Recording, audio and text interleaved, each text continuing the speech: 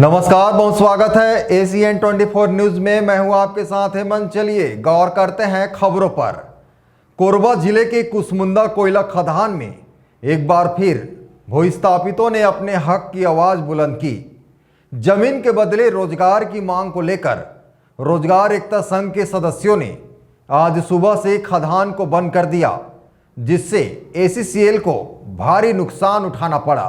ACCL प्रबंधन तेरी तानाशाही नहीं चलेगी, नहीं चलेगी, नहीं चलेगी। हम अपना अधिकार मांगते, नहीं किसी से भीख मांगते। भूस्थापितों का कहना है कि वे लंबे समय से ACCL कुसमुंदा प्रबंधन से रोजगार की मांग कर रहे हैं, लेकिन अब तक उनकी मांगों पर कोई ठोस कार्रवाई नहीं हुई।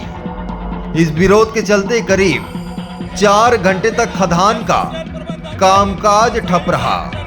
हालांकि बाद में कुसमुंदा GM ने प्रदर्शनकारियों को आश्वासन दिया कि आज शाम 5 बजे बिलासपुर में सक्षम अधिकारी DP और DT के साथ बैठक होगी, जिसमें रोजगार संबंधी मांगों पर चर्चा होगी। इस आश्वासन के बाद भूस्थापितों ने अपनी हड़ताल समाप्त कर दी।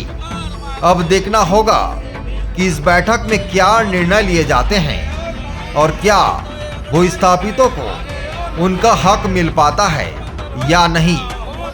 Bureau report ACN 24।